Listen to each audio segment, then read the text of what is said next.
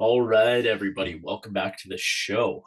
Welcome back to 32 Tots. It's good to be with you all again. And for video listeners, you got the three. We're going to be playing a triangle, and in the audio lands, you will be hearing three voices going around the horn here.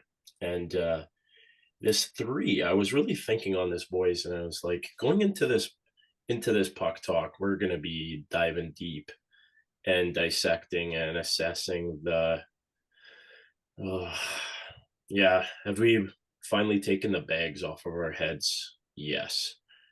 As Jets fans, we took the bags off.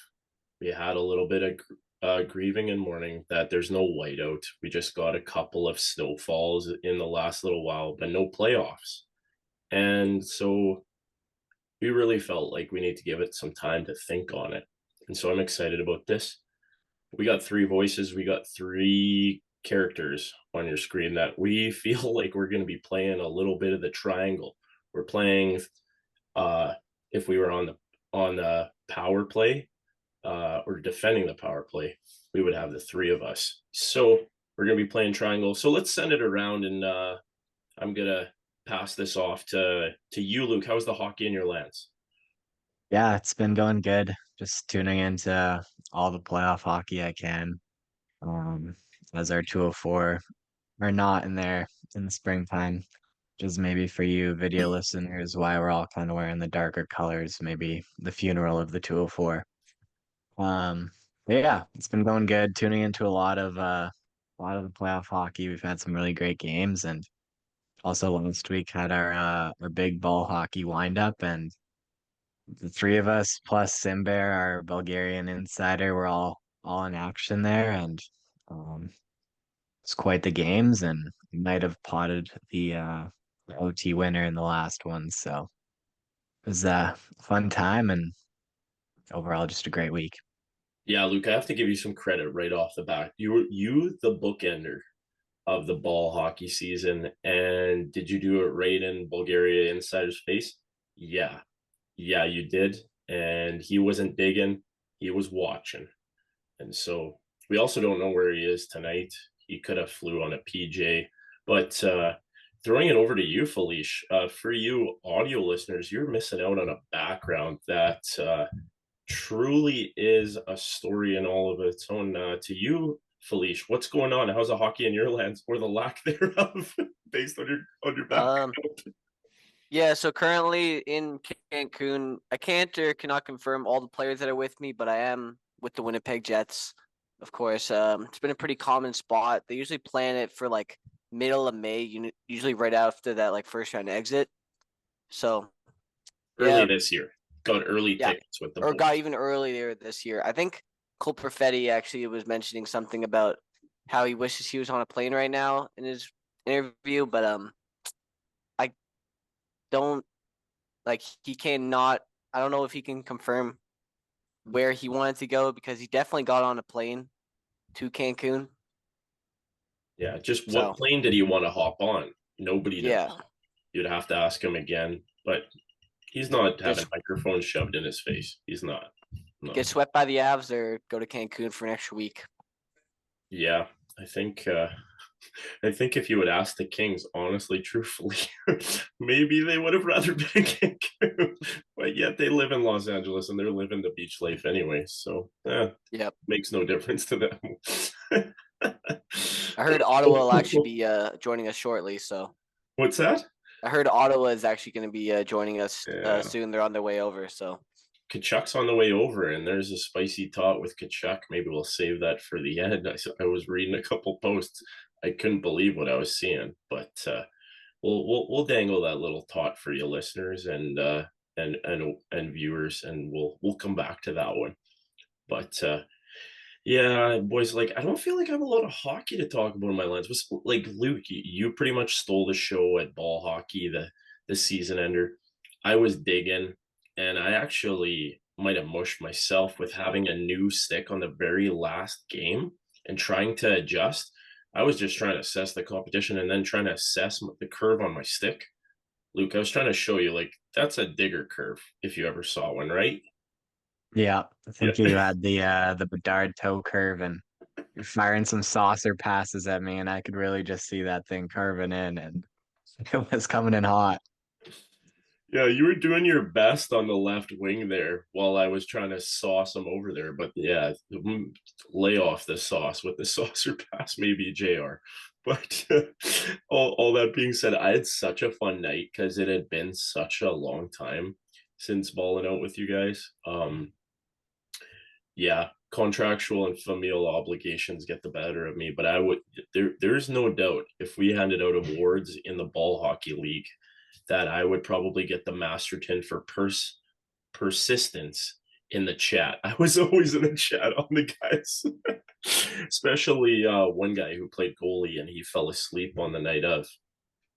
We'll never forget it. You know who you are, and I'll clip this and ship this to you. So that's fun. That's fun for me. Though, boys, we got a lot to get to.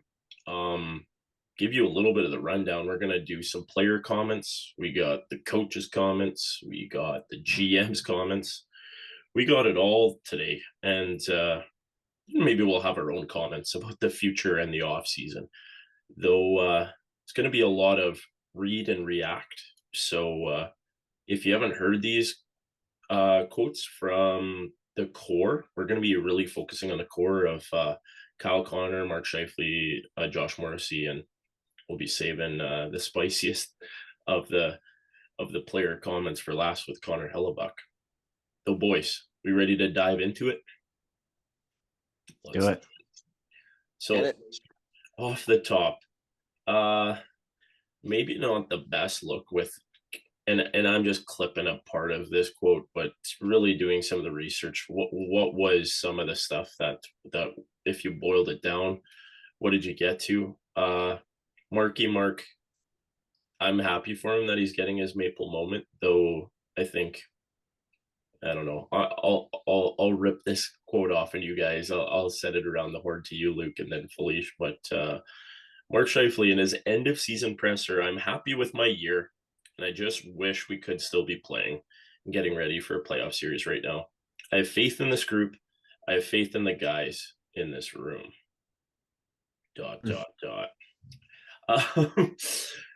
Luke, initial reaction.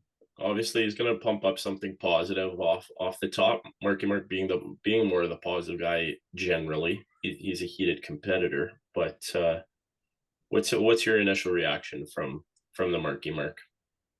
I think for me, what stands out is kind of just that first quote there with "I'm happy with my year," and just kind of taking an under the hood look and seeing kind of some of those games where they're losing big and he's staying out there for extended shifts trying to push for that triple digit point number by the end of the year. And I don't know, maybe given not as much gas on the way back on the back checks and just kind of trying to extend those shifts and rile up those points. Like there might be a little more looking under the hood for him and just kind of his assessment of his game. While the offensive numbers and the point totals are nice, at the end of the day, we didn't make the playoffs, and that top line didn't win their minutes by very much in the end. I believe it was like a +3, so gaining a goal in their minutes every like 27 games. It's not the strongest impact even for all the goals those guys scored, but yeah. That's a good assessment, Luke. I believe we had this maybe in a little bit of some of our side talk is what was the actual underlying numbers when it came to them versus the competition, and that's where like plus minus can really kind of show some of those underlying metrics. I'm just getting a little bit more into the stats than the usuals, but I think that's like a really good stat to bring in this like outscoring or scoring with your competition. And if it's only about even, then like especially over the course of how many games, like it kind of says a lot. Played more than anybody else in the league.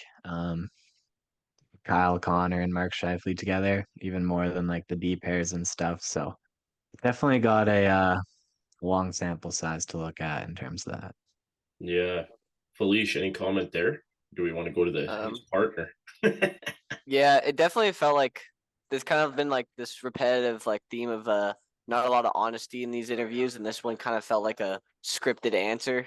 Honestly, just like under the hood, there it seemed like they were definitely pushing for that triple digit season, and then now that he finally got it, I'm sure he is pretty happy with it. But just to like say that he's happy with the season and believes in the guys, like, is he really happy with the guys? I mean, like, look at what resulted in this season. So Yeah, like I if you would have to give some truth serum, maybe like nobody's gonna throw their boys under the bus. Like they're a team at the end of the day. And especially Mark having that leadership letter attached on over his heart there.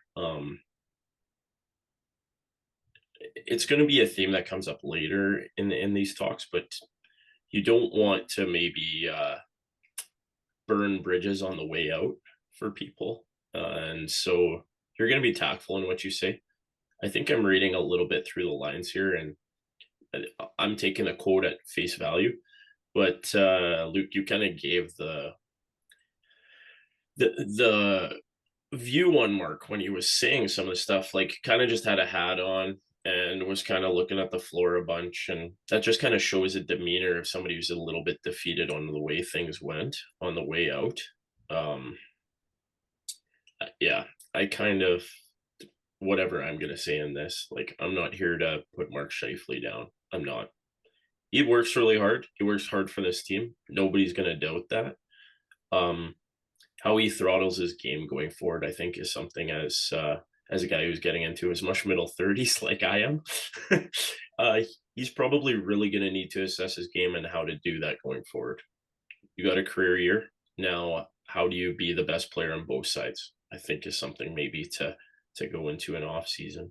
Um, let's move over to Kyle Connor. I think in this quote you'll get a little bit of the captain obvious, but Kyle said health obviously plays a big part of it being the season.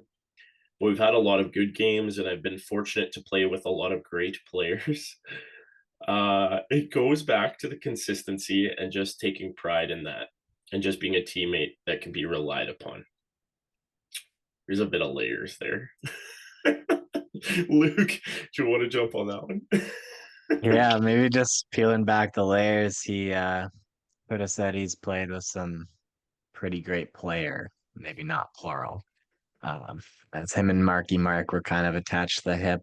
Um, but for me in this quote, it's kind of just you're hearing the excuse train of the injuries and this and that.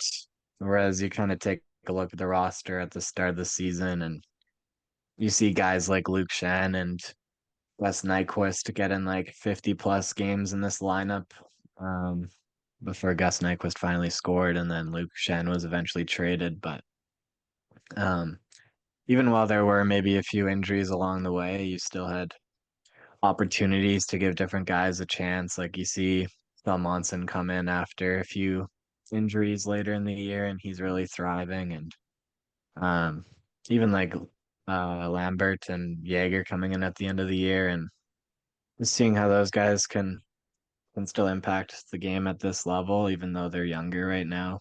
Um, just kind of makes you think like, how do some of those younger guys get those opportunities without the injury problems? So um, for me, just kind of hearing a couple excuses, but yeah, that was my takeaway. Yeah, over to you, Felicia. I'll tie a bow on this one after I got some thoughts. yeah, no, I agree with Luke. It seemed like a lot of excuses. I do like a lot of his points. Like he mentioned, like a lot of things that Chevy maybe needs to take note on, like developing the youth. I think he talks about like Brad Lambert a bit and kind of sings his praises for a little bit. Then he also talks about like developing speed as well a bit. So I definitely did like some of that. Um, yeah, no, definitely his teammate appreciation part when he kind of just started talking about the team definitely felt solely focused on Marky Mark. So I thought that was kind of funny to listen to, but Yeah, just to kind of piggyback off that, um, his quote about like how he just wants to win and he doesn't care how that looks, whether it's younger guys coming in or older guys. I thought that was just kind of refreshing. Just um, these guys at the end of the day, they want to win and they want to make the playoffs and go deep. So um, thought he kind of brought some perspective there and maybe a few suggestions for Chevy, see what he'll Yeah. do this off season. But Yeah, no, that's a good note. That was another quote that I didn't boil and render down, perhaps, but like, yeah, there's obviously like you could say health, and there's other teams with like man games lost too. Like, I don't know, one that just kind of jumps to mind. I think Tampa and Hedman, he missed quite a bit of time too, and it's like I don't like talking about that flavor very much, but it's one of those things. Health is health, but do you have the guys to come in and fill in? Yeah, I think we'll get into more of this as we kind of unwind this. But the thing with Connor saying playing with a lot of good players, yeah, maybe one in particular that they're very tight at the hip. Though the one thing I just kind of think about is like Kyle Connor is a goal scorer and he's like the finisher. He really does need a play driver and distributor. And so knowing that about Kyle Connor and thinking about his game more and assessing the team in that kind of capacity, I think is something that, yeah, we'll get into the Chevy comments later, though it's just something that's a little bit tricky with this core where you have two guys very tied up in it. And so let's go to the guy who kind of drives the bus from the back end. Let's go to Josh Morrissey. And this is kind of very pointed at next year. And I kind of, if you're a leader, it's like, yeah, well, this is what it is. And let's think about next year. So, a key quote that I kind of rendered down was the focus is having a great training camp and getting off to a great start as a team and individually. But ultimately, he's kind of talking individually. It's a huge goal of mine to play on a team that has a chance to win the Stanley Cup. And so there's a theme within this core of winning. Luke, kind of a same theme, and is there a script here that we're getting? yeah, kind of just a similar theme to what Kyle Connor also went on to say with like these guys they want to win and um, maybe putting a little bit of pressure on Chevy to find some kind of change throughout the off season and maybe how he builds the roster going forward. Maybe getting away from that older, slower team and trying to find some youth and some speed to inject into this lineup.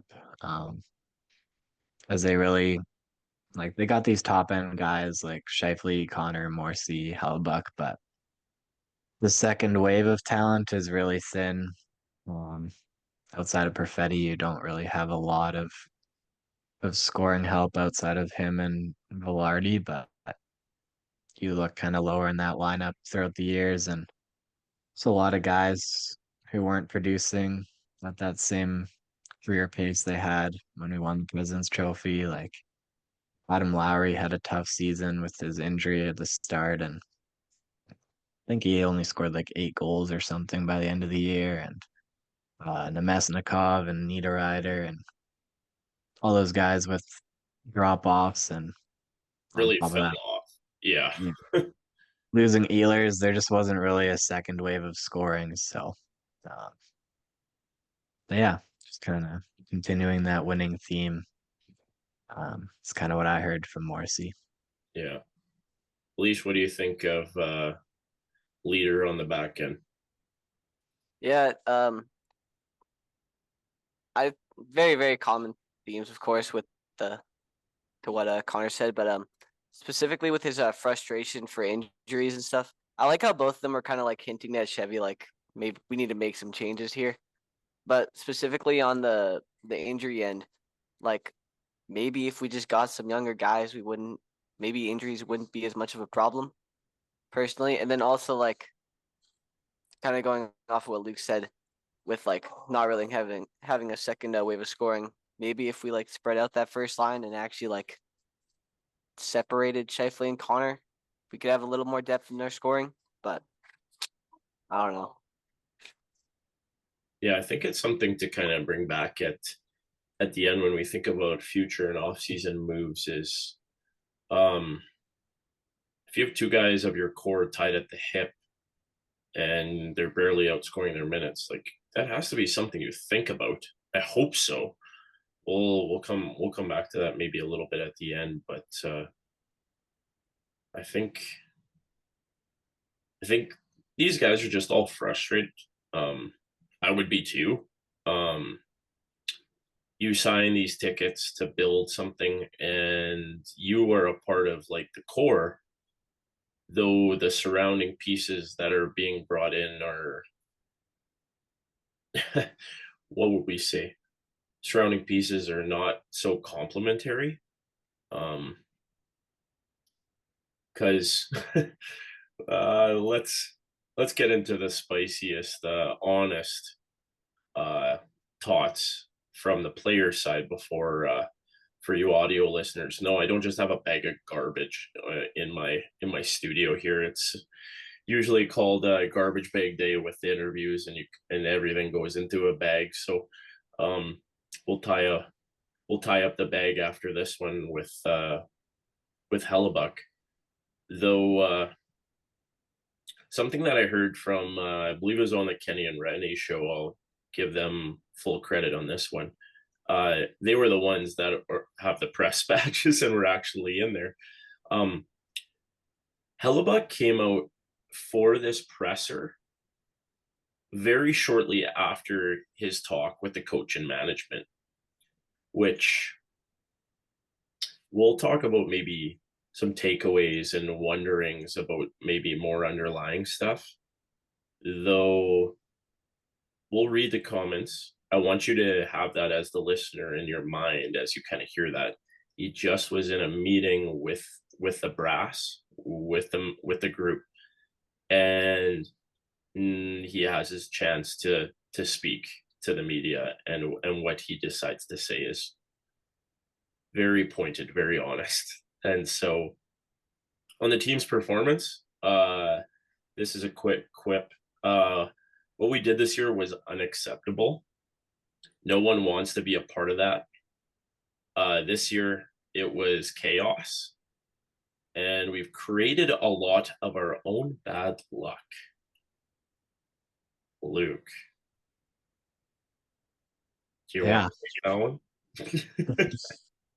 Yeah, so this presser was obviously very interesting to tune into. If you haven't yet, I would definitely recommend watching the whole thing. But yeah, definitely kind of saw him come into this interview with a different tone. And Hellebuck's always kind of been, he's very confident in himself and in his game. So you see, even like after the Colorado series, he's like, I like my game. He thought he would played well and stuff like that. But came in here with some spicy tots and just kind of what he was saying there with the chaos and this is unacceptable and um just like those kind of comments. Definitely a different vibe compared to a lot of the other guys in the core. Just kind of like you heard Scheifele, he's happy with his year. Obviously, they would have liked to make the playoffs, but um, weren't too harsh on management and stuff like that. But yeah, just hearing that from Hellebuck was, Yeah. here we go. Can I connect directly to that? Because you're talking management. That's my next quote. That's what's highlighted for me. This is Hellebuyck. Felicia, not to cut you off, but I want you to hop in on this one. You can go back and forth with this one. So Hellebuyck on management and roster continuity. All right.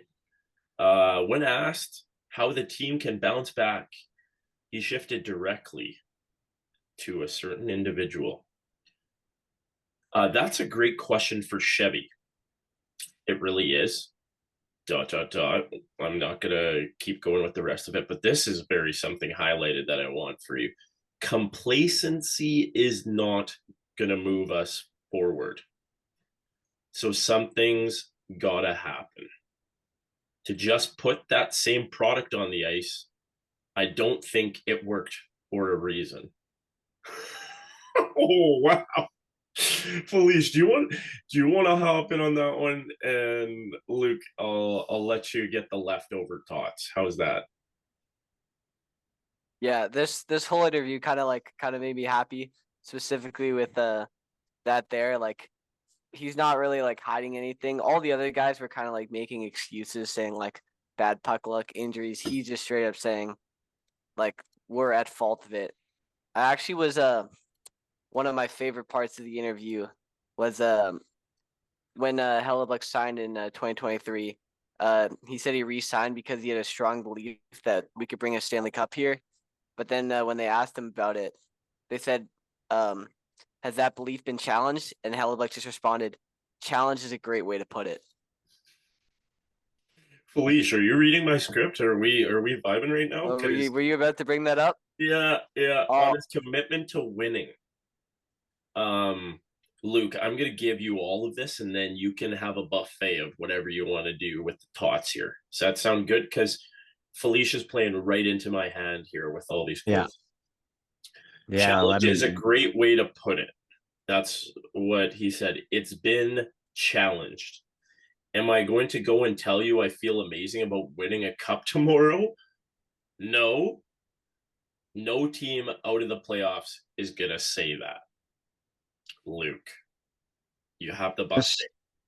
just shout out to Connor Hellebuyck, man, because this is kind of what the org has moved here for a long time. And you hear these quotes like complacency is not going to get us anywhere. This didn't work for a reason. It's a good question for Chevy. Like these are all shots directly at management. Um, but what they put on the ice this year is just simply not good enough. And it's kind of a warning, sound the alarms in my head, just kind of like I'm here right now, but that's not guaranteed for the rest of this contract. And if I don't see something happen soon or any meaningful change, I'm out the door. And yeah, that was just quite the quotes from Hellbuck. So Yeah. Felicia, did you want to add to any of that? Because I played right out of that and I added a little bit more. I wanted to give you another opportunity, buddy. yeah. Honestly, I think I'll just kind of add to what Luke was saying about Hellebuyck possibly leaving. Honestly, could it be one of the best things for the Jets? Because we really do need a tank, and it's going to be quite difficult to tank with them here. And you know what? I don't want him to leave, but if he does leave, I would just love to see him go win a couple cups with another team, just create a dynasty or something. Just rub it in the Jets' face. But Oh, like another guy who left here in a fake press conference who said, I've done everything I can here. No, I don't mean to call that press conference fake. That might be a little bit of a spicy thought for you listeners. Though I hear Officer Bob might be off the case with the Florida crew, so there might be a vacancy as TSN, the big network Jay Onray calls him, Bobrovsky's on the case. So he might be getting off of the case in the crease for those Panthers, and there's some strong there's some strong Jet flavor there in connection. Felice, you said it. Did you just well, you're Cancun, so you'd have to go across that gulf that nobody knows the name anymore. But you'd have to go across the gulf to that little peninsula and confirm or deny. But yeah, oh my can't do it yet. goodness. But maybe Shirley, I could. Yeah, we'll have to get the latest update. Yeah. Speaking of that, we have to have some playoff connection. This is going to be a 204 exclusive show, and then we'll do a little rip on some of the playoff stuff. Though PWHL boys, spicy tots there. Cheryl's all over that. I can't wait to dissect maybe a little bit of that with you boys with some extra playoff talk after the 204. Though I'm gonna end this one off because this is probably the one where, yeah, I'm looking up in my office and I got the fueled by passion. And throughout all of this, like Felice, Luke, you kind of talking about maybe Connor Hellebuyck talking to the Jets brass and putting them on watch. What I hear in here is somebody who wants the best for this team. And he was promised the best for this team when he signed the ticket and he took a discount. Like he could have went to open market and got Bobrovsky money easily, if not more. And he took a pay cut. Him and Mark signed those identical contracts to build a winner. And I'm just hearing in these words is the levels of frustration where what you say, you should mean. In other words, there should be accountability for actions. And if the guy who is the manager says something and doesn't mean it, that's a problem. But I'm jumping ahead a little bit because this is another thing that I'm pretty fueled by passion about. And I hear it in Connor Hellebuyck's words too, and we'll send it around the horn after, though. This is Connor's and Connor Hellebuyck, his words on Winnipeg's reputation in the league. And this one hits home for all of us boys who the 204 lens, Manitoba and Winnipeg proper is our home. And he said, and he touched on the sensitive topic of the Winnipeg market and the difficulty of attracting talent. He said, can you get the pieces that you need? Will the players come? There are always questions you have in Winnipeg. I've made it my home and I like it here, but the majority of the league doesn't feel the same. And so I felt like the passion by Connor was pretty pointed in that regard, and where he kind of just, he has deep care. He loves the fans. He said that as well in his quote. Loves the fans, loves playing here. But just that the rest of the league doesn't really understand and doesn't really feel the same way that he does. And I noticed a level of frustration. Luke, do you want to take a Captain Obvious, Todd, here? Yeah. Take it your way. Yeah, just another frustrating quote from Hellebuyck, and just how it seems like they can't really attract that talent to come into Winnipeg. And um, for me, it kind of starts ownership and management, and like instead of all these I can't, we can't sign this guy, we can't trade for this guy, just like kind of just like take a big deep dive analysis on the whole organization as a whole, and like what can you do to attract players and bring people in. Maybe that's having like the best development facilities in the NHL, or really honing into like skills coaches and stuff like that, or just like treating your players um, with the best intention, and kind of finding areas where you can pass teams around the league in that area. Um, well, for me, I kind of look at like the Green Bay Packers of the NFL, and they're kind of a similar market, smaller team, and maybe don't have that big money to spend all the time, but they've been able to kind of put out a consistent team year after year and making smart moves, whether that's moving off of older guys at the right time or stuff like that. But yeah, for me, it's just kind of, I feel like the Jets need to take a look at the organization and just do some sort of analysis on areas that they can just better themselves on, whether that's scouting or development or any of the stuff that I listed. But Yeah, yeah, no, that's a good list, Luke. Hey, management, we're guys, write it down before you forget. That's what I do. Jets management, write some stuff down. We'll get into what Arniel and Chevy said, though. I don't know. I'm not of the most optimistical creature variety with that, but we'll get into that. Felice, any thoughts to bookend the player garbage bag clear out day? Mm, I mean, honestly, I just love that all the passion he like showed, even though like in his tone compared to the other guys. All the other guys, he could just tell they did not want to be interviewed, but like he came into it like he had something to say. So I really appreciated that. But Some truth bombs. Not yeah, that like we want to talk just about violence, not pro violence on the pod. Though being a Jet and dropping some truth bombs, I think that's fitting. I think that's fitting. Oh, Connor um, Hellebuyck. All of us at 32 Tots, we want more for you. And whether that's in this market or another one, we'll have more talks about off season maybe at the end, and we have all summer to talk and talk. So you know uh, what? Hellebuck finally said what the people needed to hear, not what Chevy needed to hear. I would agree. Yeah. I would agree on that. Yeah, like finally a level of truth, honesty, and we'll get into to some of what management spin together. Though,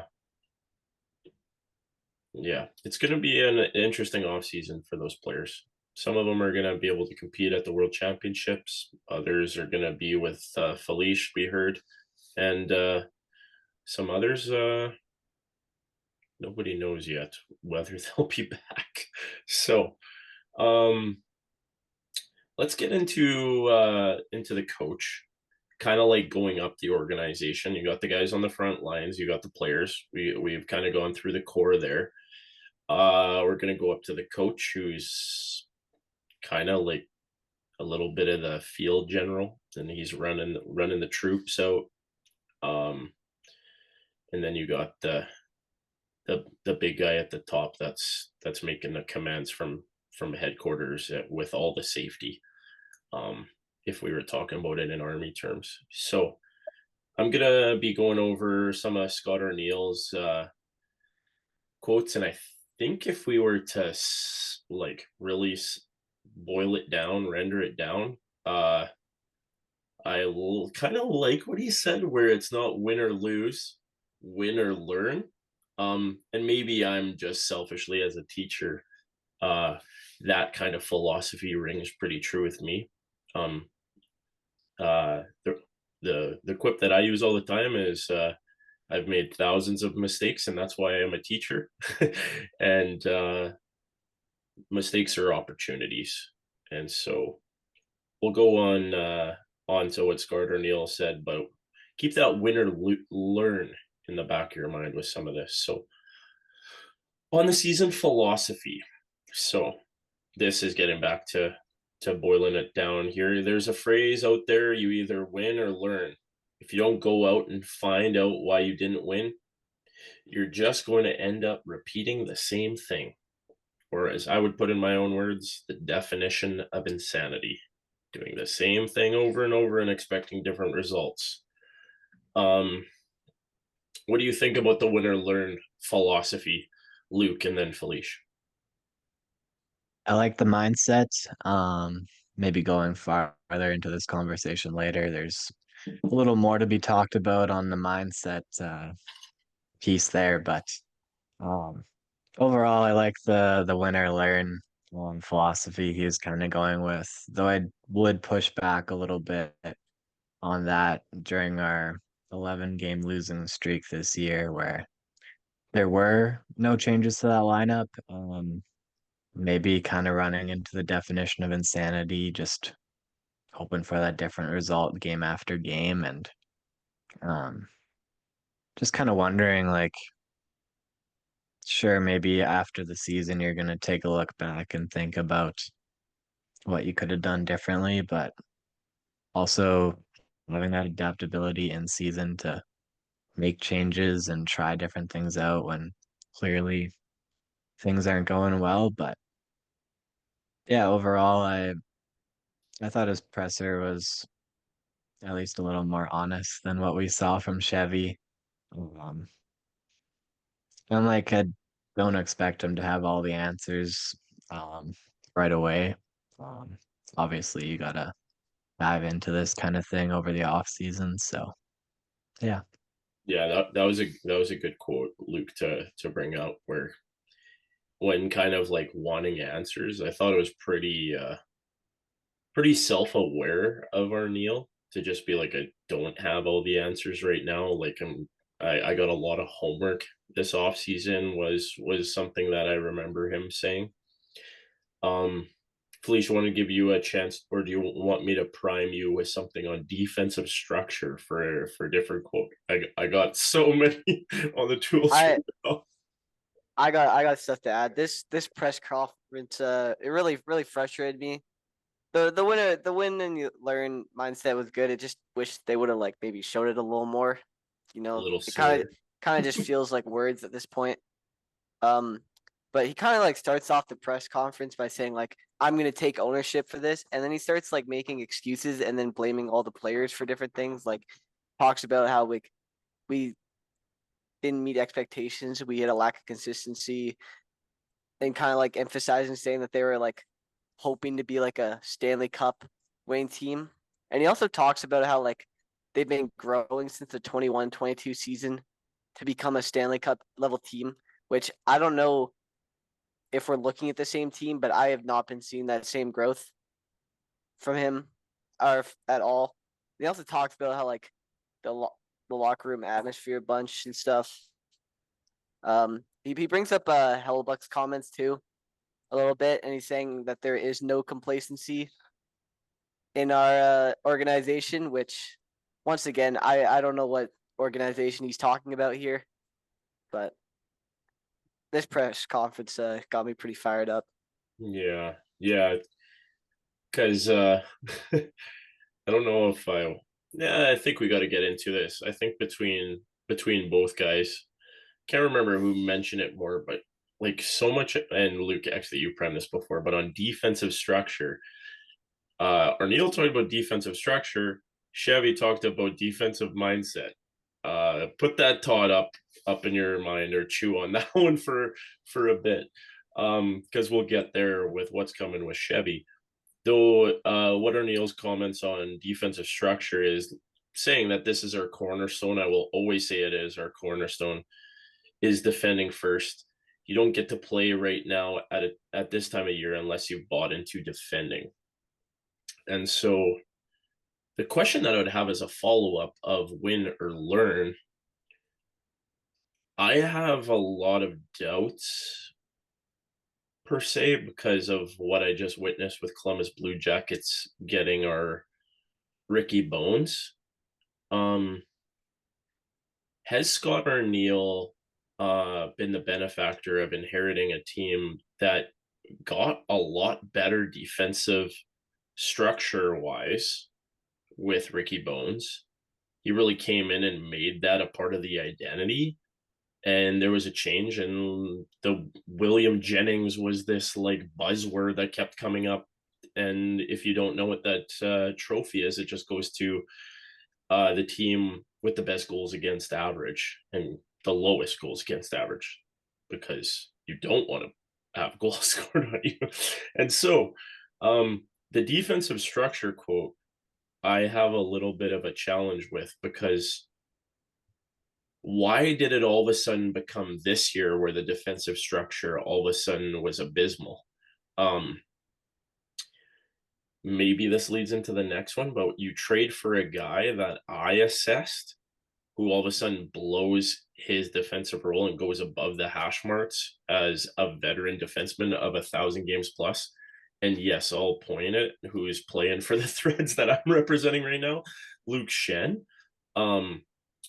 And you also have a guy like Logan Stanley, who's maybe still a young-ish player, but it's been a reoccurring theme in my buddies group chat, the hockey boys chat that I'm in, and we're just clipping and shipping stuff with Stanley blowing defensive coverage, and he just did it for Buffalo, and they almost got scored on in the TD Garden, blowing it at the blue line. So it's one of those things where I have a lot of questions on this defensive structure, win or learn. Luke, I don't know if I left you much Tots on the plate after that. Forgive me. What would you take left over there?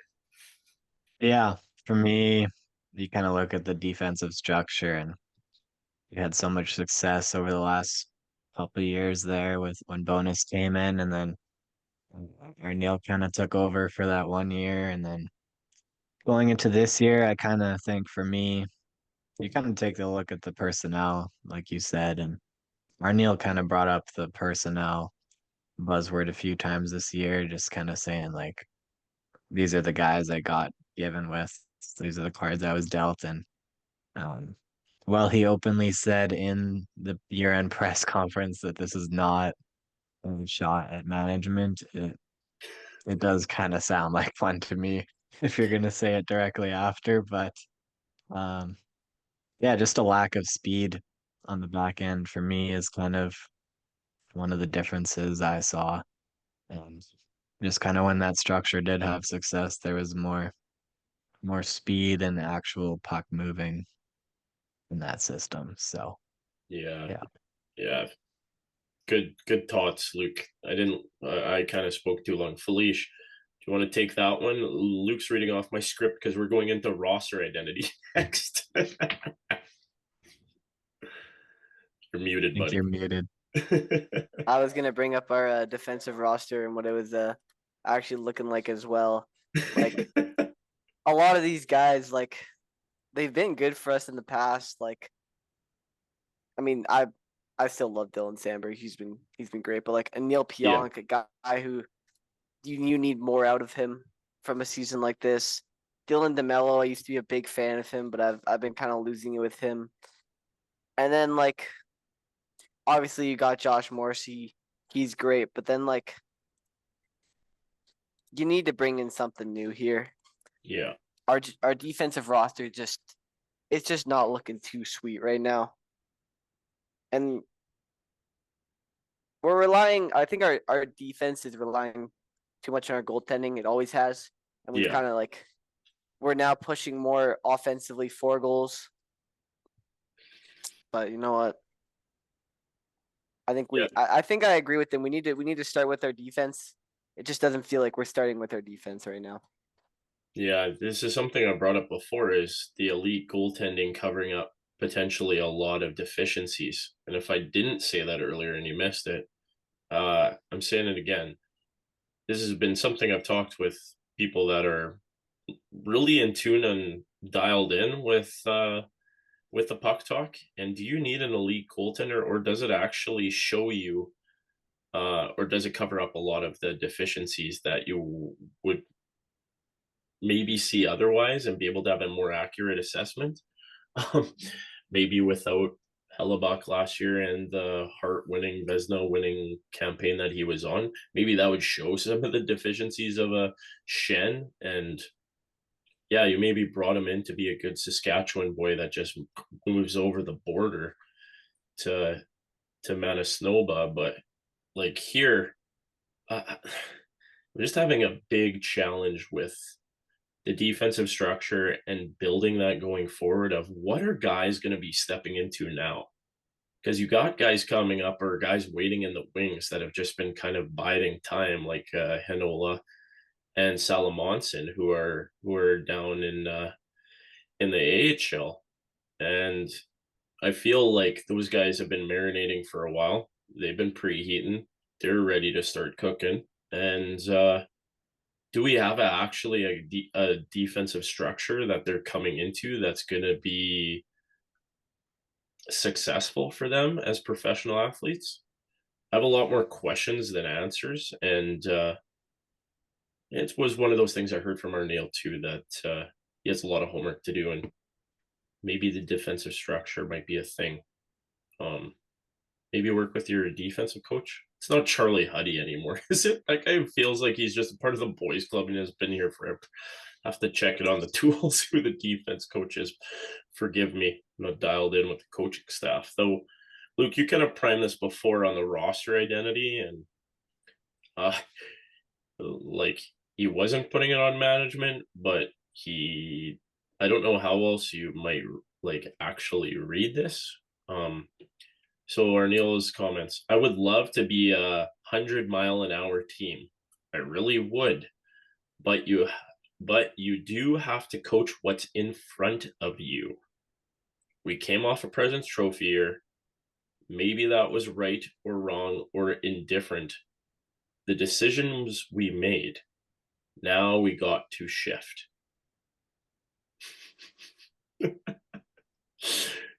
Is that a call management or not, Luke? Uh, Yeah, to me that seems like some frustration with some of the guys brought in from Chevy over the last year. We've talked Nyquist and Shen and Tanner Pearson and all those guys. They're older in age and their foot speed is slowed quite a bit. Um, you also see kind of Jonathan Taves trying to make that comeback to where um, his foot speed also fell off. But yeah, kind of sounded like some more frustration with the guys who were brought in and that maybe didn't complement that system that worked so well in the past. yeah. What do you think, Felice? Hop in here. I'd love to see like a study or something, or like I don't know, someone pull up the data on the average age the Winnipeg Jets brought in this year to our team. Like who did we actually bring in this year that's like young, other than a couple guys from the Moose near the end of the season? No, Like I would say, just being hot talk guy right off the bat here, we didn't bring anybody under 30. no. Maybe Cole Kepke was actually a guy by the end of the year that was kind of a mainstay, but I feel like he took a while before he really cemented himself in the lineup. Yeah. And I Scott love Kepke. Arniel, yeah, Scott Arniel even said like in his presser, like he didn't know what he had in Cole Kepke Yeah. because he didn't play very often in that start of the year and they kind of just set their lineup and let it go for quite a while. So Then also, what did we leave Philly Heinela on IR reserve or something for like 3 months? He just was scratched. He did have a Like tough IR. injury, I think, Yeah, he was off the injured, and bat, then I but think he was just like scratched for a bit too. yeah, he had injury problems for a couple years and then just kind of after the trade deadline this year, they Chevy said they were going to bring him up for the rest of the year to play and I think he played like 2 games of the final 20 or 25. So like, did he really play? And um, just That's kind of what the article that came out from him and just kind of how he had a really tough time on the mental side this year and just having to hire like a mental coach and just kind of try to figure out that part of his life and how it hasn't gone how he's planned his NHL career and um, that was just kind of sad to hear, but I think he's a free agent this summer, so hopefully yeah. some other team will take a flyer on him. is Heino is he is one of he those. restricted though? He's unrestricted this year. Oh, he's He's gone. he's been in the Uh, system long enough that he's Heino, made it. So Heino is one of those guys you really gotta like feel. I feel for a lot because like I was so excited to get this guy. I was so ready for him to play on the team, and then like if you think about it, they just ruined his career. This guy could have been like a top 4D on a team, could have been playing, actually in the NHL, getting minutes, having a good time. And instead, the Jets just ruined his career. And I don't know. That just makes me like sad. Like this is a man's like career, right? yeah, And we just ruined it. Luke, go for it. yeah, just kind of a frustrating use of your assets. Like this guy could have been an NHL player. Like we don't know for sure. Um, he could have had some potential. Also, don't know for sure. We kind of let him be Heat for quite a few years, even when we were rolling out defense cores with like Anthony Boteto and all those COVID years where the D core was not looking too hot. You kind of wonder what an actual shot and an actual stretch run of games could have looked like for the guy. So definitely feel for him there, but I guess we'll never know. Yeah, I think if I were to bookend this one on Heinola, I hope he goes and rocks it somewhere. He's a Finnish guy. He's not Swedish. He can finish. Hopefully, he finishes and gets inserted somewhere. But you said it. I think it was you, Luke, and you were kind of alluding to it, Felicia. It's just the asset mismanagement kind of piece of some of the stuff that we're we're gonna get into in some of the next thoughts with Chevy, the guy who is managing the assets. Let's do it. Yeah. Oh, this could get spicy. Listeners, viewers, buckle up. All right. So Chevy takes the podium after Arniel, and it's kind of a little bit of I'm gonna come out and say this. Chevy's serving it. This has been something in the Winnipeg media sphere of this buzzword of word salad. And so if I had to boil this down and synopsize this one and render it down, Chevy, as he usually does, serves a chef word salad. We don't know what kind of dressing he's using, but we'll get into that. That might just come out. Could be the house dressing, knowing that, and with a side of Cheviade. And so we'll talk about drinking Cheviade maybe in a bit. We'll be talking about this chef word salad right now, so buckle up. All right. So as a manager does, starts off and says it starts with me. I am the general manager. Everything starts and basically ends with me. Basically, yes, it does. Sorry, there was a dot there, so I inserted. Forgive me, listenership, viewership. It's incumbent on everyone, starting with myself, to ask themselves critical questions of what could have been done better. All right. So Chevy, what could have done better? Let's bring this on team speed and skill. As a group, I think we lacked in speed. Huh. Oh, whoops, that wasn't that in the quote. Forgive me. Nick Ehlers gave us a different dimension. Some of the players we signed over this past year obviously didn't have those dimensions. Okay, we gotta stop here because this is gonna get spicy. Luke and Felicia, who wants to take this one? Luke, I've been sending it down to you in the triangle. Chevy, who signed these guys? You. That's your job. Who let Nick Ehlers walk? Sure, maybe there was other circumstances that went into it, but at the end of this day, this is the roster that he built and he believed in. Maybe he's drinking his own Chevy Kool-Aid, eating his own word salad, but he believed in this team. Their buzzwords from the start of the year on like the team as a whole was we're just getting started. That fell off a cliff fast. Um, but yeah, definitely interesting kind of hearing him come out the top with kind of that scripted kind of statement. You can kind of tell that they were expecting maybe a little bit of heat in this press conference, but yeah, that was just kind of a bit of a new flavor from Chevy, and I don't think I liked it. Not digging the flavor to you, Felicia. Yeah, it's like if you realize we didn't have speed, why are you telling us this now? Like, why don't you actually do something during the season?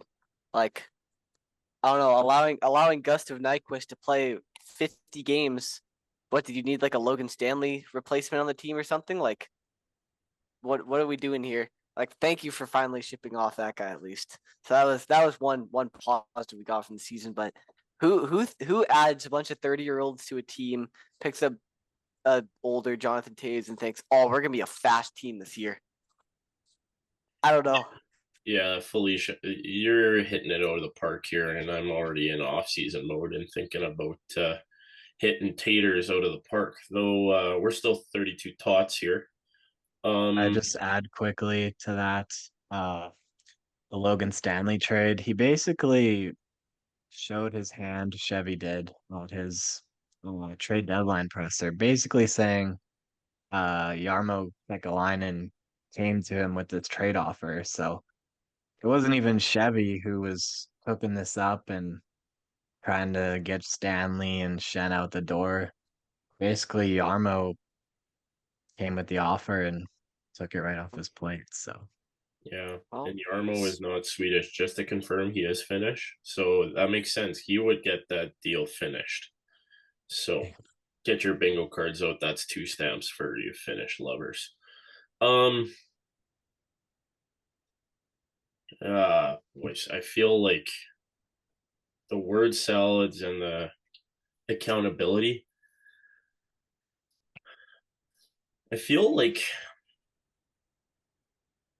I want to watch my words here because I am fueled by passion, though there is something in here that just feels a lot like it is just words at this point. Um, if you say accountability and it starts with you, who is keeping you accountable? And this is something that I am pretty passionate about because I believe that in life you should have checks and balances in whatever kind of career you're in. And you should have built in processes to assess your competency and your effectiveness in what you do. I'm not seeing that from this individual. I want to give Nick Lynham and the landing strip uh, some credit here, and I completely agree with him. Where he said Chevy's uh, number one trait that a lot of people have assessed is that he can trade himself out of a jam, out of a problem. Though the one thing that Nick said was that who creates the problem? You did, Chevy. You created the problem. And he took the words literally right out of my mouth. And I feel like these are the conversations that people are not having in the Winnipeg media. People are not addressing the accountability issue within the structure of True North. And if I really had to be very honest, accountability starts at the top. As an owner, you are accountable to your fan base, you're accountable to the place that you are serving as the owner of a professional team and providing a business service of entertainment. That's essentially, if we were to boil it down, that's what you're doing. And so, have you created a culture of accountability at the top to keep people accountable to make sure that they're highly successful and that they're proficient in what they're doing? I don't know. But as far as what I've seen over the course of 15 years, and what Nick Lynham has said is that his best trait over the 15 years is that he's been able to trade himself out of jams. And we've got one deep playoff run to speak for it. Nobody else in the league would have the job that long. So the fact that Chevy is 15 years into this, all the way from getting the Jets back to still having the hands on the tools and the rein, I think there is something here that might be problematic with the structure. Luke, Felicia, I just went off, and I don't know if that's too hot to hot, if these are just right, if they're rotten tots. I know it's easy to be a critic. Nobody makes statues for critics. They make it for people that actually build and win. But yeah, you kind of just dive into it. Only had that really one chance of going on that cup run, and besides that, we got 4 playoff round wins. We're bottom 10 in just playoff wins overall in the 15 years that Chevy's had. Um, only fired one coach, which is kind of alarming. You kind of go back the 5 years, and You had Pomo kind of step down out the door. Yeah. Um, then you hired Rick Bonus for a couple years. He retired, went out the door. Um, and then Scott Arniel kind of came in, but only real guy that's actually been fired was Claude Noel all those years back, and even just looking over the past 5 years, like you guys missed the playoffs twice, lost in the first round twice.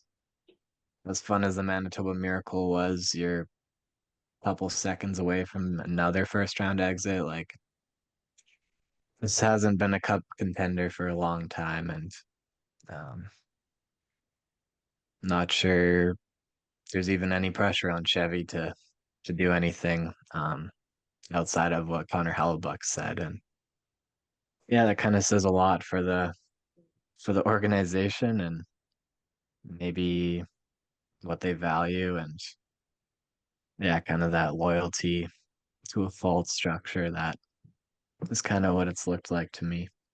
Yeah, I want to give this as a primer, and then Felicia, I'll just serve you the whole thing. But Luke, you mentioned about Connor and Connor Hellebuck's quote, and Chevy maybe dancing around that a little bit. This is the quote. It said, "Connor is someone that is a very emotional player.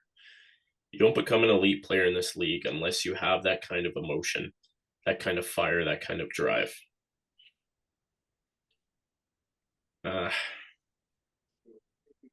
yeah, it's a word salad again. Like you're just kind of saying what is, but what are you gonna do?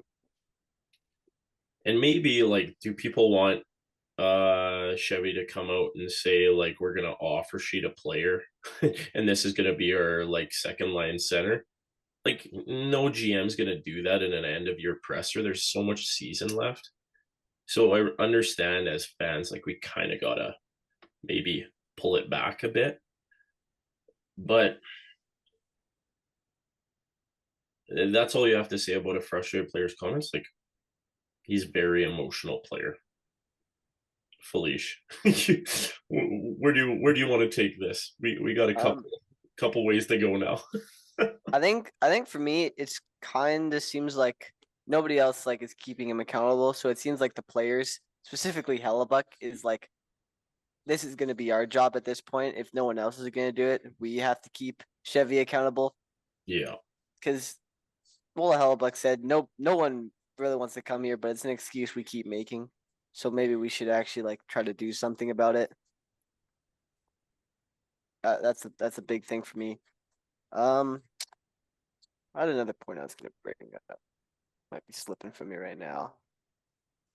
yeah. There's like a couple ways we can go with kind of the path forward, perhaps of maybe what Chevy said, and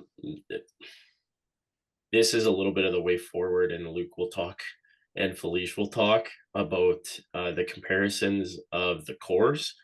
That's going to be a fun one next with this path forward because he said the focus, and if anything has to be the focus, talking about the path forward, and if anything has to be reset, is that nothing will be given to you. Whatever group is assembled next year, we have to come in with the mindset that we have to earn it. There's no easy path. Felice, did you remember your thought? I wanted to give you another go at it. I'm kind of just like confused by what Chevy's plan really is lately. Is Like, there a plan? is there a plan? That's what I was just gonna mention. Like, is there a plan? Like, I'm very curious to see what he plans to do if he has a plan. I don't think Chevy knows his own plan. I think he kind of just goes with it, but we'll see. It's a big off season for this team. Hey, Luke. Yeah, you could see your franchise goalie going out the door potentially. So, um, and based off of kind of hearing what Chevy said in regards to Hellebuck's comments, I'm not even sure if he read that as a warning shot from Hellebuck. And um, yeah, just kind of makes you wonder, like, what are we doing to get better, if anything? And kind of going back to what James was saying about his best skill is trading his way out of problems. It almost seems like our plan. Nick Lanham, not me. I want to make sure that Yeah, that was it. yeah, But yeah. please continue. It almost seems like his plan is just to be good enough. And that kind of gets into some of the talk and thoughts that were said that this core is better than the one that got them to the conference final. Something along those lines. I don't have the direct quote. Forgive me. I got the quote here if we Oh, do want. you, Luke? Yeah. We're buzzing. We're So buzzing to you. this was maybe just the cherry on top for me, but the quote that came out was every core is different. I think the 17-18 core was strong in its own right, but I do think there's an expanded core here that encompasses a few more people. I think the core and the guys on the fringe of the core are maybe more impactful. About this year's Yeah. iteration. So Chevy's saying West final team. Maybe that core was not as good as a 26th place team this year in the Jets. Like, I just don't know what we're talking about and like where to even begin. You take a look at that roster and you got like Bufflin, Enstrom, Truba, Morrissey. You got Tyler Myers when he was a little more mobile back there. 44 goal Patty Line. Yeah, you got Patty Line, Kyle Connor, and Nick Ehlers all on their entry level deals. You got Mark Scheifele in his prime, Blake Wheeler. Hellebuyck was in hard Say what contention about that him, year. but he was a big point guy. Yep, you got Hellebuyck. You got a guy like Brian Little on your fourth line. Adam Lowry, Paul Stastny they brought in. The list just kind of goes on and on. And Yeah, it to was one of compare the two, like Maybe third and this fourth line to your current first and second line. this current core would more look like mushed tots to me, but yeah, I that don't was know. it was one of those things.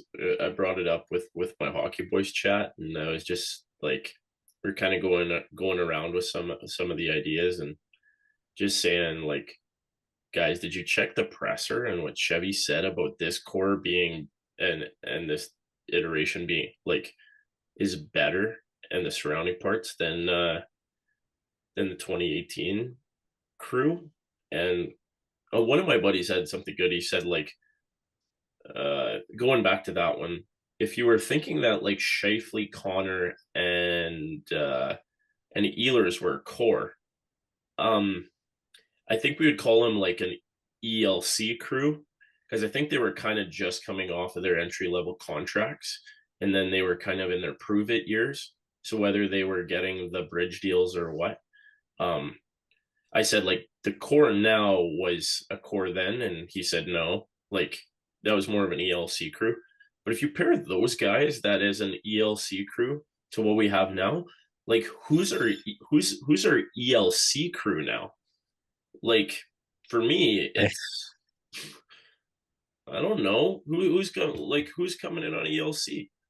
I don't know outside of like Lambert for a stretch. We even had a guy on their ELC this year. Like it's just kind of night and day with how they handle the roster. And to me, I'd kind of like to see a change of that ideology where you kind of hear Chevy say like, we want these guys to come into the league and stay here. Um, but in my head, the league as a whole has just gotten younger and you're not really seeing guys marinate as long in the AHL till they're like 23, 24 years old and then coming up.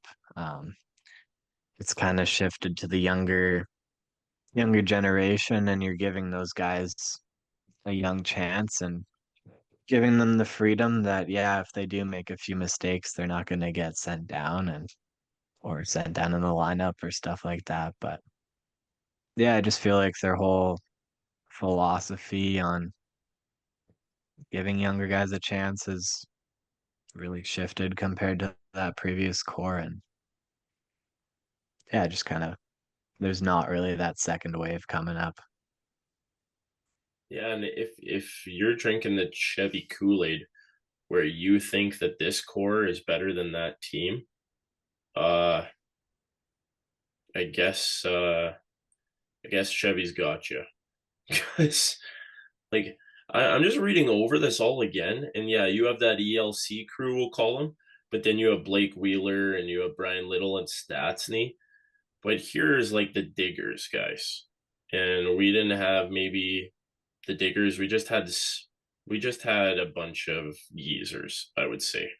Um, but you got a buzzer like Matthew Perreault. That guy played so hard in the playoffs and the whole season, and he would always miss a bit of time, but he works so hard. And like a guy who went over to his homelands in Michigan, but you had an Andrew Copp, with that guy as a depth piece, very nice piece.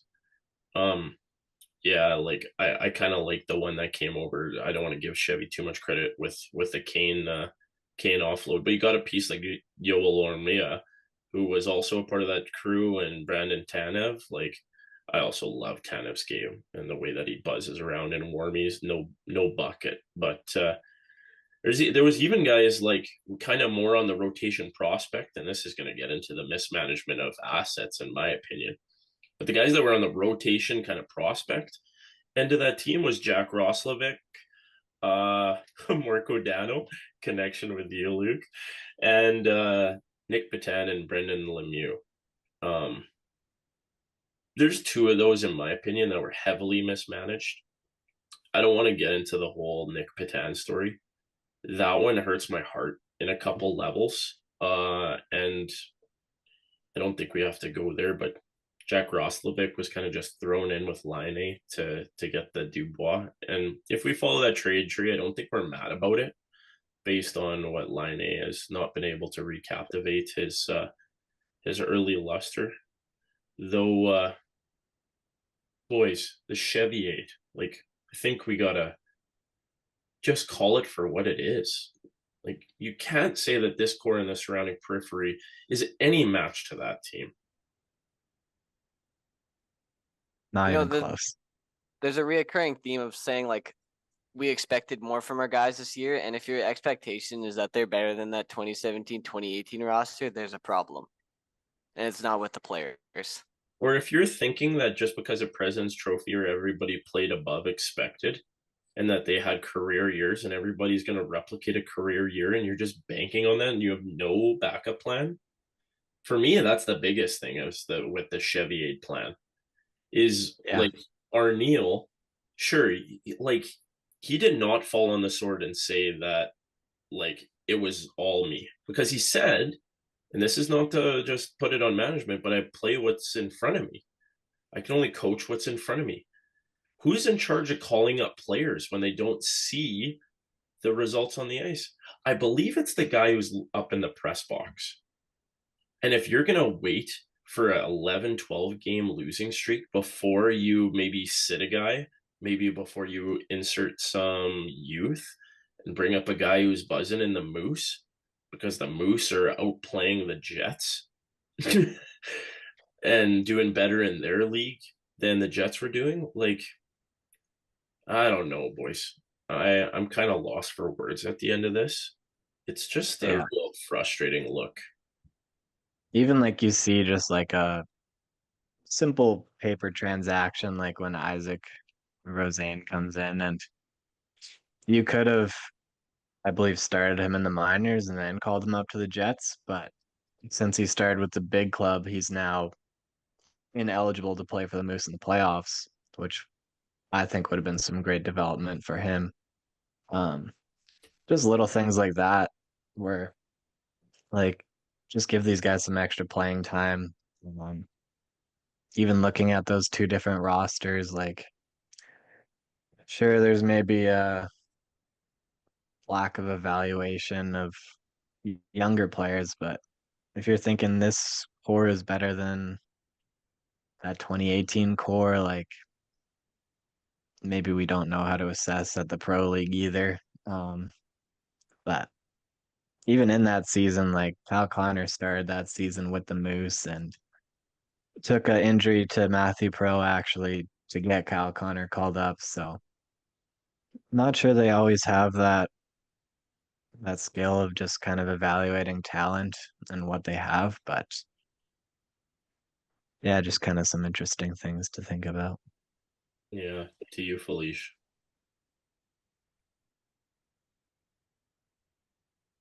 I don't even know what I got to add to that. We've got it pretty good there. Kind of still my part about how they don't really know how to assess hockey, but yeah, I'll just leave it with Luke there. Yeah, and I want to add to that too. I think there needs to be some new voices. I think there needs to be some new perspectives brought into the organization. If I was to go into this off season, and if I had a wish list, um, yeah, we could wish players, we could wish the big Tots to come and play and to sign a guy that would maybe be a restricted free agent if that's really what people want to do is ship a bunch of draft capital out. Um, we got to start And hitting like, on our first rounders. We got to assess talent at the core developmental level to get an ELC crew back like the 2018 crew. And so it's one of those things like Chevy, if you're not accountable to anybody, then like maybe hire the three of us as an accountability manager and we'll all just say no. I heard this somewhere. I'll take 33%, you'll take 33%, you'll take 33%. We're going all around the triangle and we'll just say no about the ridiculous moves and maybe some new perspectives. I don't know, boys. I'm just kind of like frustrated with the status quo of this management team where other management teams bring in other people after a certain amount of time to be a level of accountability. Looking back to like management teams like Toronto and bringing in a guy like Brendan Shanahan, that's just one that kind of comes off the top of the dome for me. I think maybe we just gotta let this rest for a bit till the off season. Do you guys want to get into some future talk and like you guys just went to go see these guys and our AHL crew is actually able to do it. Like we could do a whiteout there this weekend. Luke, you want to take that one? yeah, so I went out to Manitoba Moose do or die playoff game um, over the weekend, and pretty fun atmosphere. You saw the Moose kind of turn on the engines, maybe a little bit of that Cheryl AI NHL 26 full pressure. In the first couple periods, they were filling up that meter and really carrying the play. Um, yeah, overall, it was fun atmosphere, fun to watch guys playing like Salmonson and Lambert and Jaeger and maybe a couple of the guys that could make the jump. Um, but yeah, a good game and looking forward to continuing this run. Were you at that one too, Felice? No, I was not, but I've been kind of like paying attention. Like, there's a lot of guys on our Moose team that are like, they may not show a lot of potential for like our future like NHL Winnipeg Jets, but they are solid Moose guys and like could become eventually okay players in the future. But like, you got like Jaeger, and then you got Jaeger, you got Kevin He, you got Salmonson, got a few of those guys, and then you just also got these like good AHL pieces like Gustafson, Anderson Dole, and Parker Ford, Mason Shaw, all just like good AHL guys. So like I Bunch think of I said it early, diggers. bunch of diggers. I think I said it earlier this year that I was almost more excited for how our Moose were gonna do this year than our Winnipeg Jets. Yeah. And I mean, the word's staying true right now. So Luke, you want to highlight the next series coming up for the Moose boys? Yeah, I think they're up against the Grand Rapid Griffins If memory serves me correct, Grand Rapid was like first in the league. They're a bit of a wagon this year, so should be a tough opponent, but um, got the first couple games here in Manitoba, so if you can go out and support the boys, because this is the only whiteout we're getting this year. So Yeah, it's definitely one of those things I wanted to highlight. The playoff format's a little bit interesting with the AHL because their first round series, because the league is a little bit unbalanced with a lot of the Western development. Um, I'm more familiar with the AHL because I had to follow the Moose a lot longer because when I came into my hockey watching days as a kid, uh, in the 204 didn't have the big club, and so the Moose were the only show in town, and so like in my heart of hearts, like I kind of have a lot of nostalgia with this team and the fact that they came back and they decided to change the thread colors. For me, they're always got to be black and green and purple. I love yeah, that color those combo. old vintage threads were just Oh, and yeah, did we rip the name from the Minnesota Moose? Yeah, we did, but that's fine. Mark Chipman, I think, bought the team and then moved them north and then changed the M locale on the jersey, and we got it for a good run until the big club came back, and then they shipped the AHL team to Newfoundland. Though they have a 3-game set in the first round, and now we're in a 5-game set. And Luke, you gave me this information. I'm going to throw it over back to you. What's kind of like the little Easter egg, the whatever mystery egg that like is a part of the playoff format, because there's a choice involved, right? Like kind of like the yeah. PWHL. So the higher seed, they get to kind of pick where the series starts. You can either do uh 2 games at home and 3 on the road, or you can start on the road and then go back home. And Grand Rapid in this case ended up picking going on the road first. So Manitoba can kind of catch a couple W's on home ice. That really puts the home ice into their court. So kind of interesting with the 2-3 format there. Yeah, so it kind of gives a little bit of a baseball feel, I find, with Yeah. the 2-3. And so if they pop off the first 2 games, all they have to do is steal one in Grand Rapids on the wagon. And if they mimic their Detroit parent club, they might fall off. We don't know yet, but we got to go cheer on the boys. And yeah, it's one of those things. They're playing for something. Mark's going to be playing for something. Um, I kind of wanted to drop like a couple of side thoughts, concluding thoughts, guys. We've been going at it for a little bit here, so I think if we tie a bow on this one, and we'll have a little bit of a playoff drop coming up on another episode. Though, boys, do you have any concluding thoughts? Any side quests, main quests, bring to a little bit of attention? Because I got a fun one. I'll send it over. Luke, you can either just say how frustrated you are with this whole conversation and we wish we didn't have to have it.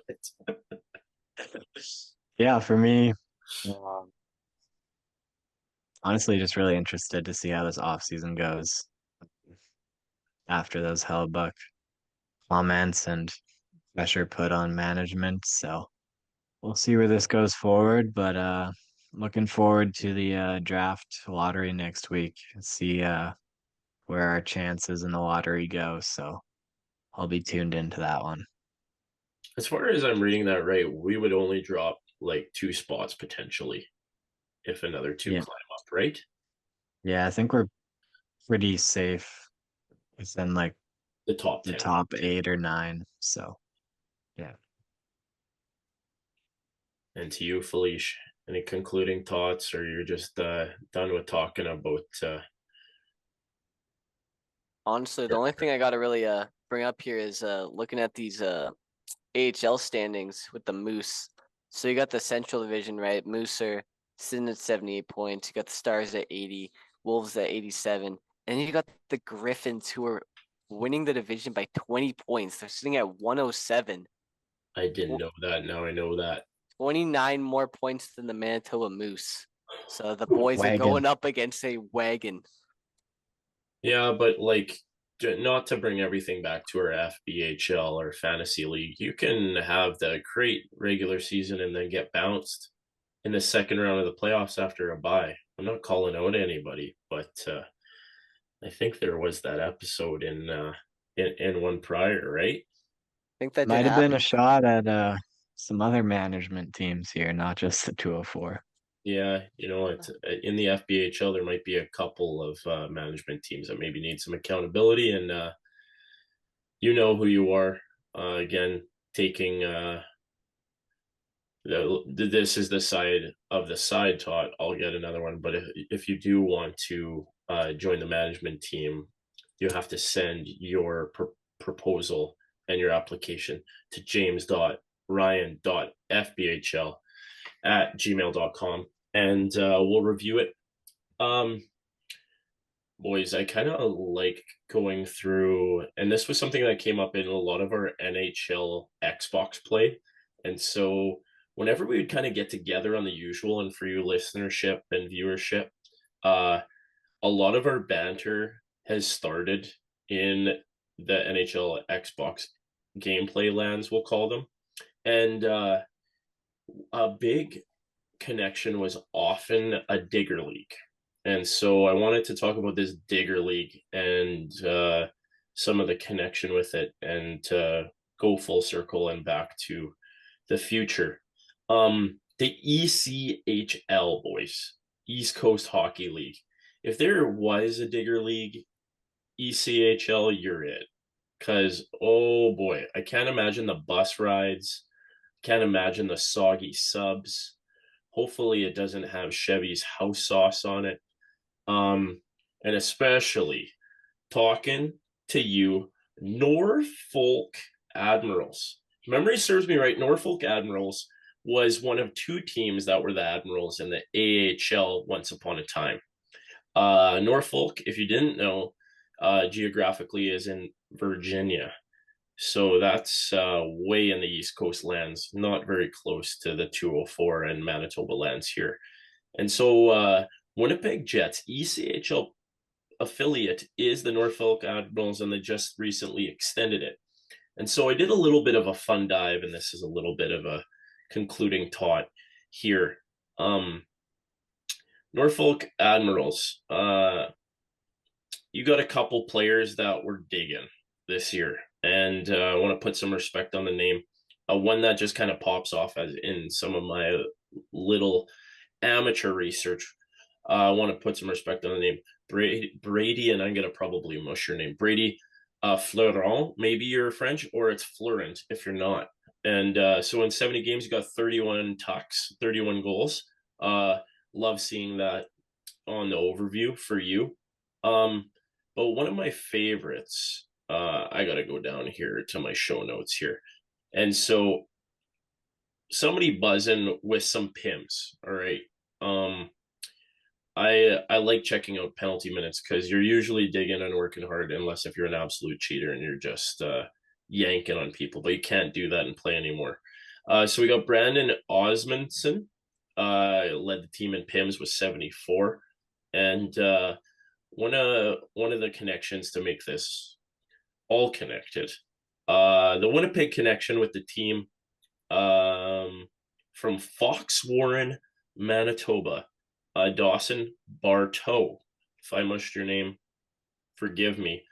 Suited up in 20 games and recorded 9 points in 18 PIMs during his time in Norfolk. So fun little side quest to go to the Digger League of the ECHL.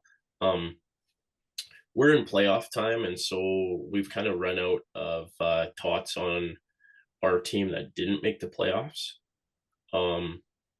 Boys, time to tie a bow on this one. Yeah, let's do it. So thanks for tuning into this Jets end of season recap with the exit interviews from the players and the management team. A lot more questions than answers. And you know what? That's not a bad thing to kind of go over all of it. You know what? Jets, you didn't win, so you got to learn. So, from all of us at 32 Tots, thanks for tuning in, and looking forward to the upcoming content with some more playoff talk. And we'll definitely be tuned in, dialed in for the draft. Stay tuned.